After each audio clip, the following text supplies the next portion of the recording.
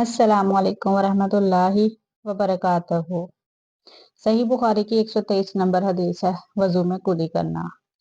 ये रवायत इब्ने अब्बास और अब्दुल्ला बिन ज़ैद ने हुजूर सल्लल्लाहु अलैहि वसल्लम से रवायत की है कि आप सल्लल्लाहु अलैहि वसल्लम ने हजरत उस्मान बिन अफ़ान को देखा कि इन्होंने वजू का पानी मंगवाया और अपने दोनों हाथों में डाल दिया।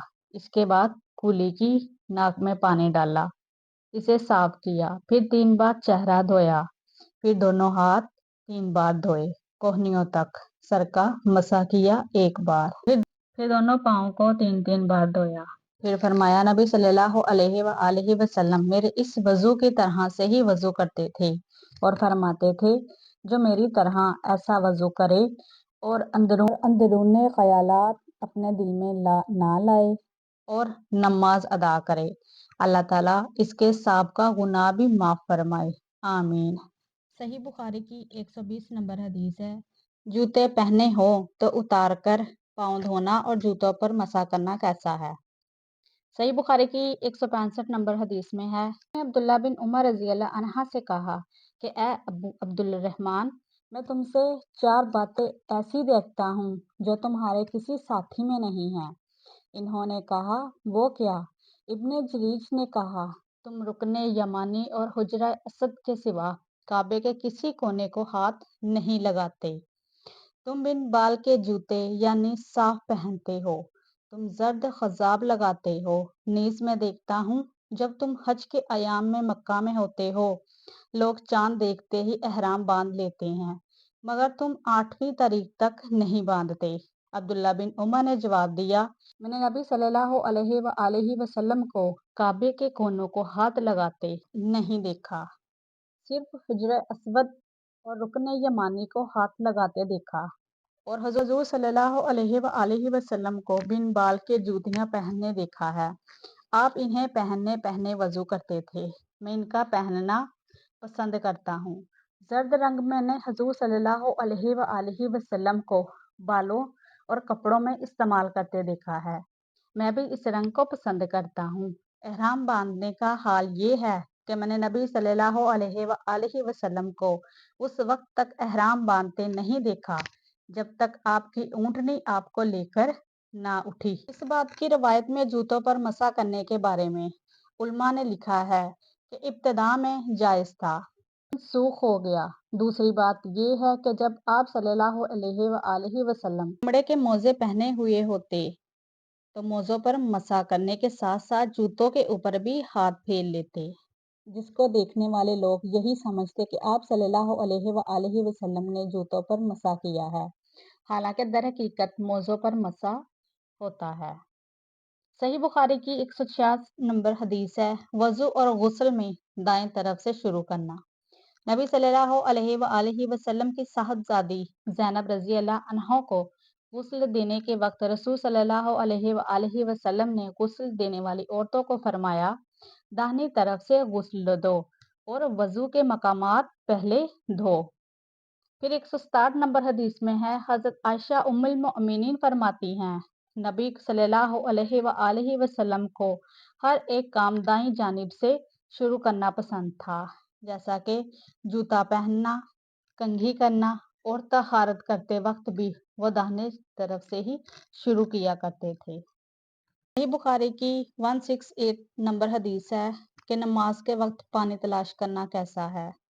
अनस बिन मालिक फरमाते हैं कि मैंने रसूल सल्लल्लाहु अलैहि वसल्लम को देखा कि जबकि नमाज असर का वक्त करीब आ गया, लोग पानी ढूंढने लगे, लेकिन पानी ना मिला। आका नबी सल्लल्लाहु अलैहि वसल्लम के पास थोड़ा सा वजू का पानी लाया गया। आप सल्लल्लाहु अलैहि वसल्लम ने अपना हाथ मुबारक इस बर्तन में रख दिया और लोगों से फरमाया, इसमें से वजू शुरू करो।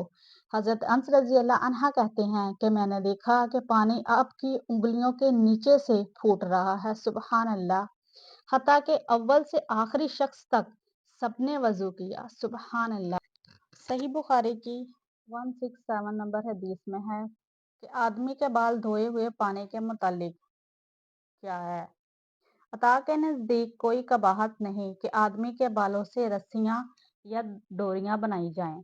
اس سے ثابت ہوا کہ آدمی اور حلال جانوروں کے بال پاک ہیں، البتہ حرام جانوروں کے بالوں میں اختلاف ہے۔ اکثر علماء کے ہاں وہ بھی پاک ہیں، اور اس باب میں کتوں کے جھوٹے اور مسجد میں ان کے آنے جانے کا بیان ہے۔ زہری کہتے ہیں کہ کتا جب برتن میں منہ ڈالے اور وضو کا پانی دوسرا نہ مل سکے تو وضو اس سے کر لیا جائے۔ بقول سفیان قرآن سے بھی یہی نکلتا ہے، اور یہ تو پانی ہوتا ہے، یعنی کتے کا جھوٹا، لیکن دل میں ذرا شبہ ہے، شاید وہ نجس ہو، تو وضو اور تیمم دونوں کرے احتیاطاً۔ اگر کتا منہ ڈال کر برتن میں پانی پی لے۔ 171 حدیث نمبر ہے کہ نبی پاک صلی اللہ علیہ وآلہ وسلم نے فرمایا کہ جب کتا کسی برتن میں منہ ڈال لے تو اس برتن کو 7 بار دھونا چاہیے۔ ایک اور حدیث صحیح بخاری کی 172 کہ نبی پاک صلی اللہ علیہ وآلہ وسلم نے فرمایا کہ ایک شخص نے کسی کتے کو دیکھا جو پیاس کے مارے گیلی مٹی چاٹ رہا تھا۔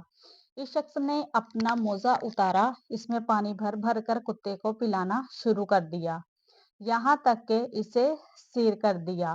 اللہ تعالیٰ نے اس شخص کے اس کام کی قدر کی اور اسے مستحق جنت قرار دے کر داخل جنت کیا۔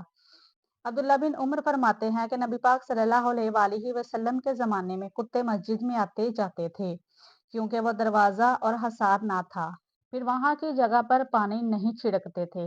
صحیح بخاری کی 173 نمبر حدیث میں عدی بن حاتم رضی اللہ عنہ فرماتے ہیں کہ میں نے رسول صلی اللہ علیہ وآلہ وسلم سے کتے کے شکار کے متعلق سوال کیا۔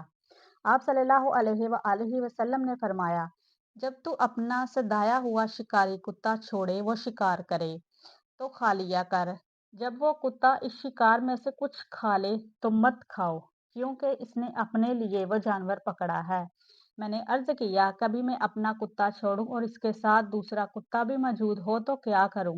آپ صلی اللہ علیہ وآلہ وسلم نے فرمایا، مت کھاؤ، کیونکہ تو نے اپنے کتے پر بسم اللہ کہی، دوسرے کتے پر نہیں کہی۔ اس باب کی پہلی روایت میں کتے کے جھوٹے برتن کو 7 مرتبہ پاک کا حکم ہے۔ اس کی تائید اور بھی بہت ہے، دیگر احادیث سے ہوتی ہے، بلکہ بعض روایات میں کتے کے جھوٹے برتن کے بارے میں اتنی سخت تاکید کی گئی ہے کہ اسے پانی کے علاوہ مٹی سے بھی صاف کیا جائے۔ واللہ اعلم۔ یا اللہ پاک معاف فرمانا۔